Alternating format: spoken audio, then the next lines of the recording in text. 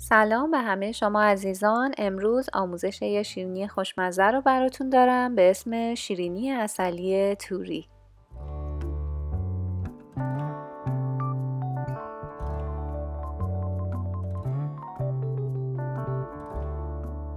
اگر از بادوم پوست نگرفته استفاده می کنید، اول باید خیس کنید، پوستش رو بگیرید، کامل خشک بکنید و در غذاساز یکم خوردش بکنید.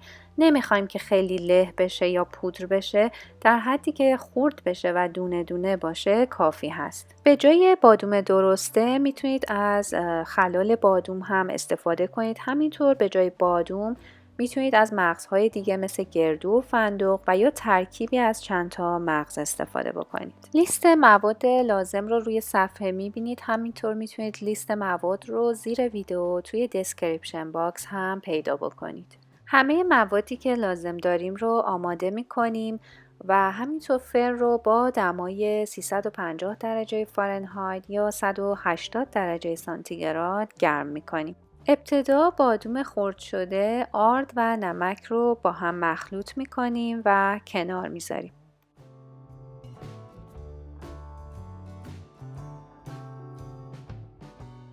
اگر به جای گلاب از هل استفاده میکنید، اون رو هم در این مرحله اضافه کنید. توی یه قابلمه کوچیک شکر، کره، خامه و عسل رو اضافه میکنیم. زیرش رو روشن میکنیم و گاهی هم میزنیم تا به جوش بیاد.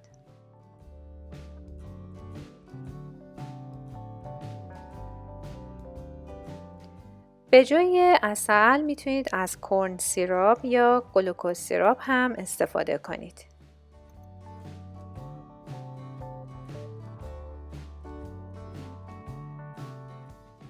بعد از اینکه به جوش اومد اجازه میدیم روی حرارت متوسط حدود 1 دقیقه بجوشه.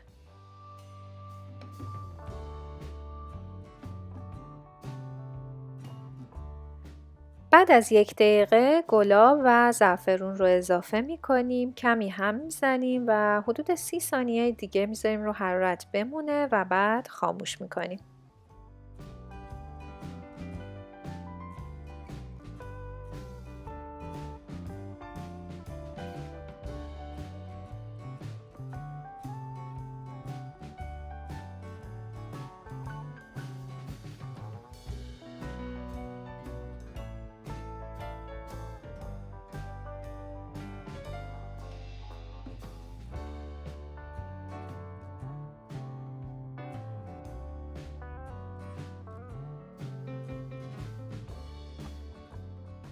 از روی حرارت که برداشتیم بلافاصله به مواد خشکی که اول آماده کردیم اضافه میکنیم و کامل مخلوط میکنیم.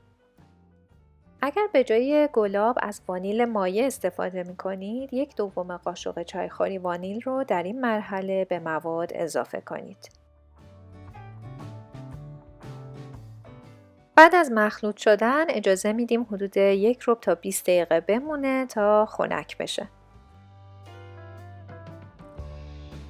بعد از خنک شدن به اندازه 1 قاشق چایخوری از مواد رو داخل سینی فر با فاصله میذاریم. من اینجا از این اسکوپ استفاده میکنم که اندازش به اندازه 1 قاشق چایخوری هست.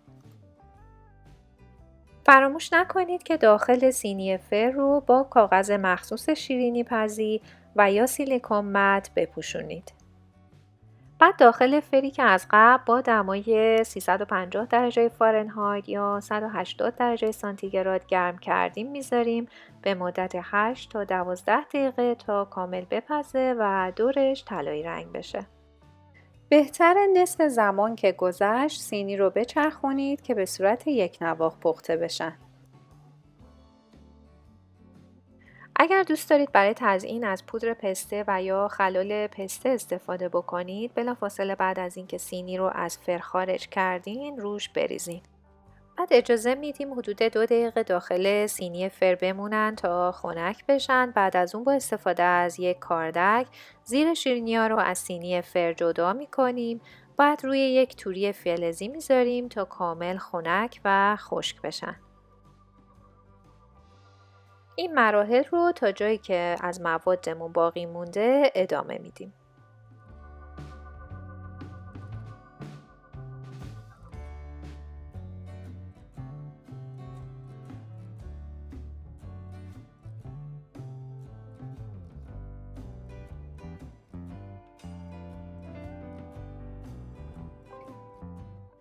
خب عزیزان، شیرینی عسلی هم آماده شد. این شیرینی خیلی خوشمزه و خوش عطر هست. میتونید به جای بادوم از مغزهای دیگه داخلش استفاده بکنید یا میتونید از ترکیب 2 مغز مثلا بادوم و یا گردو هم استفاده بکنید. همونطور که دیدید من از زعفرون و گلاب استفاده کردم. اگر از طعم گلاب خوشتون نمیاد میتونید از پودر هل و یا وانیل هم استفاده بکنید. همینطور اگر در جای خیلی مرطوب زندگی میکنید حتما از زعفرون پودری و پودر هل به جای گلاب استفاده بکنید تا آب کمتری وارد شیرینی بشه. کلا این شیرینی رطوبت رو سریع میگیره، بنابراین توصیه میکنم که توی یک ظرف دربسته نگهش دارید. لابلاش رو از کاغذ روغنی استفاده بکنید و در یک جای خشک و خنک مثل یخچال و یا فریزر نگهداری کنید.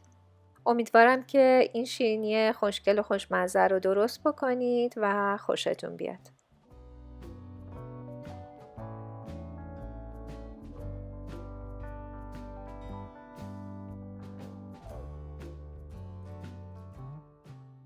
دوستان فراموش نکنین که ویدیومون رو لایک کنین و کانال خوشمزه رو سابسکرایب کنین. همینطور صفحه فیسبوک و اینستاگرام خوشمزه رو دنبال کنید که آپدیت های جدید رو بگیرین.